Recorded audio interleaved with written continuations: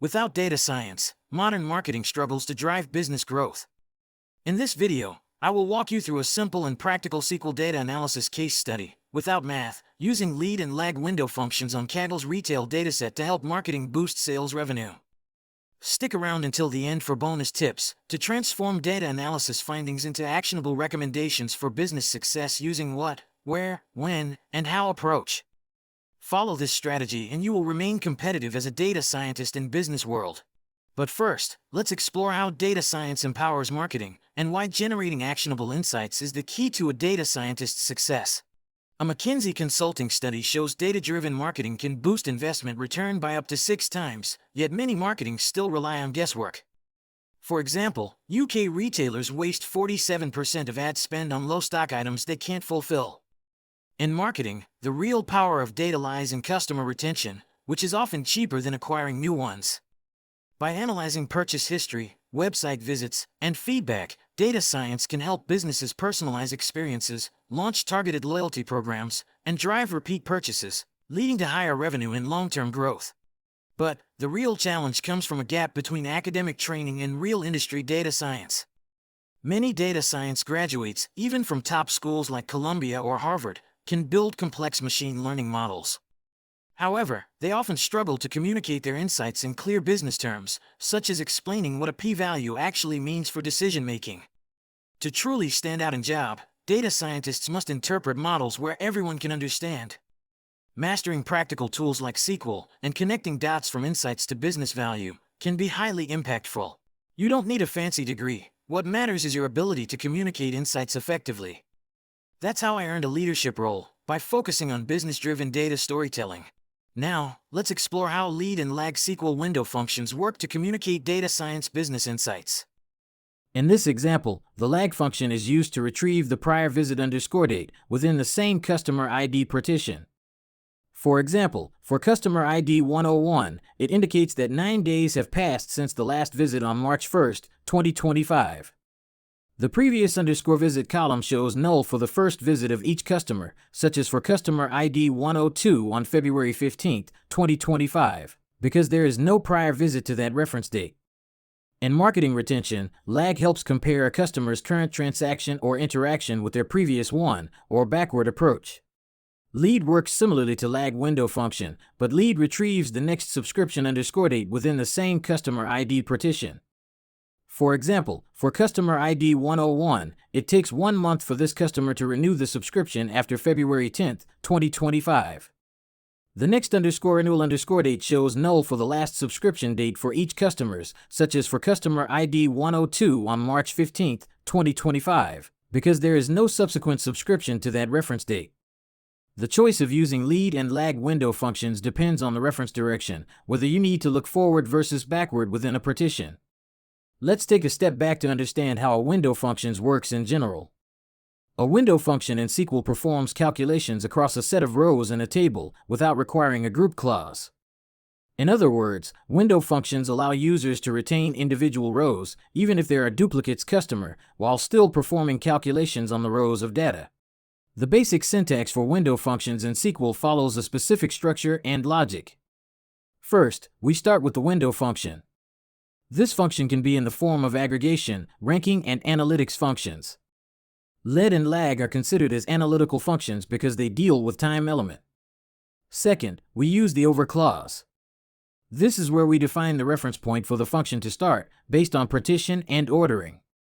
Third, there's the optional clause in partition if used. The result set is applicable into groups of rows based on particular column, and the window function is applied to each group separately. Fourth, we have the order clause, which is also optional. If we choose to include it, it specifies the sequential order in which the rows should be processed within each partition. Without order by clause, there won't be any sequential order for the windows function to execute. Now, let's use Online Retail Dataset from Kaggle.com to get hands-on practice, with link in the video description below. First, let's start with data cleansing. The Online Retail Dataset contains around 542,000 transactions from various countries from the year 2010 to 2011. To ensure consistency in currency, I filtered the data to include transactions only in UK with valid customer IDs and quantity greater than 0, resulting in approximately 354,000 clean records. Next, using Python code, I removed the time component from the invoice date and converted customer IDs into string format for easier analysis. Second, before diving in, we must define a clear business objective, that is measuring how frequently customers make purchases to allow working backwards. Technically, this objective can be measured by calculating the average number of days between purchases using SQL window functions in lead and lag. Consequently, customers with shorter interval durations can be considered as frequent buyers. Third, we use subquery, or inner query, inside main query. Inside the inner query, the window functions lead and lag work to look at previous and next invoice date for all transactions for every customer ID, using the partition clause, sorted from earliest to latest invoice date, using order clause. In the main query, we use the Julian day function to convert the dates into numeric values to perform calculation on dates. Then, by subtracting the invoice date from the next invoice date, we calculate days until next purchase. Similarly, subtracting the previous invoice date from the invoice date generates days since last purchase. From this script, we can see that SQL window functions work by retaining individual transaction records for each customer without aggregating or grouping by customer ID, enabling detailed transaction-level analysis. Let's store the output table from this window functions into a table so-called Retail Data Second version. Finally, from Retail Data Second version as generated previously, it is time to aggregate the data at customer level by grouping customer ID to generate summary statistics for each customer.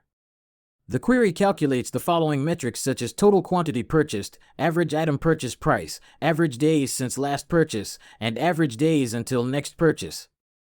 Additionally, a case statement is used to segment customers into two categories, frequent buyer and not frequent buyer. This can be from average days until the next purchase, or average days since the last purchase.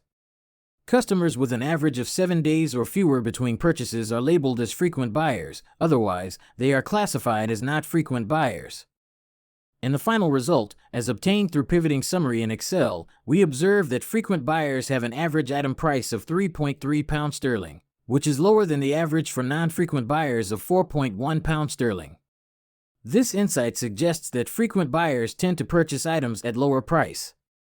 Based on this, the business could consider offering discounts on higher-priced items to encourage non-frequent buyers to make more purchases, ultimately increasing both transaction frequency and revenue. By the way, if you like this video content, please consider subscribing my channel so that you won't miss for my future videos about tips on how to succeed in data science for business world.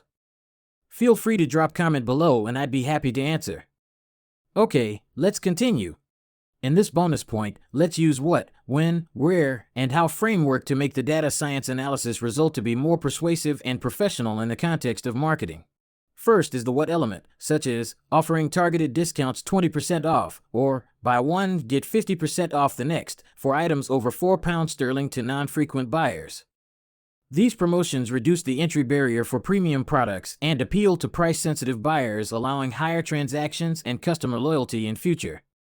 Second is the when element, such as launching campaigns during weekends, when transaction volumes are typically higher, or use limited time urgency, such as 48-hour premium price drop, to prompt immediate action from past non-frequent buyers. Third is the where element, such as promoting discount offerings through email marketing and mobile push notifications to maximize reach and re-engage non-frequent buyers using personalized messaging.